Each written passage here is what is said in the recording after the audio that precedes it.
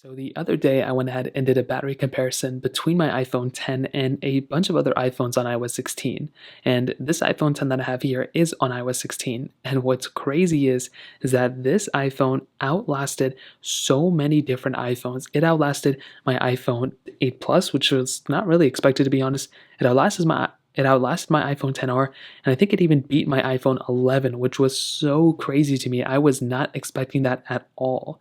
Now, what's even crazier was that this iPhone 10 that I have here isn't even at 100% battery health. I wouldn't say this battery life was amazing because it did not beat my iPhone 12 at all. If I go and click on my battery health, you can see right here, I'm at 88% on this specific iPhone. That is not 100%. That's not even 90%. That is less, actually 86%. I can't even read. That is crazy that I was getting this type of battery life from this iPhone. Now, my iPhone 8 Plus was around this exact same battery life as well. Like that iPhone was not at 0% battery health. That thing was around the same thing.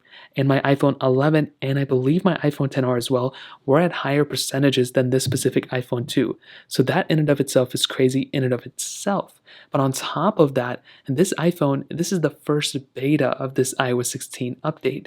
And honestly, there's so many features that were cut out on this specific version, which I guess is kind of a bittersweet thing because now I guess it kind of makes sense because maybe they didn't want to decrease the battery life like crazy on this iPhone. But when I look at something like my iPhone 8 Plus that also pretty much was released the same time as this iPhone, and also the battery size of this thing isn't really that much bigger or that much more different than my iPhone 8 Plus. So the fact that I'm getting this much better battery life on this iPhone over the iPhone 8 Plus is crazy in and of itself. Now you can go back on that video, basically the one I made yesterday or 2 days ago, and watch that iOS 16 comparison in terms of battery, and you can also see for yourself how much better this battery life was. Now, is it crazy amazing? I don't know if that's 100% the case. If I look at the last 10 days, you can see, I haven't really been using this phone like crazy, but just based off this, you can see I got about 5 hours and 24 minutes of screen on time before it fully died off. So I think that's actually pretty impressive. With my iPhone 8 Plus here, this thing lasted, I think, for a few more hours than my iPhone 8 Plus. And this battery health, if you watch that video, you could see that this battery health was very good as well. So what I will tell you is when it comes down to it, with something like the iPhone 10, this iPhone has a lot of limited features within iOS 16.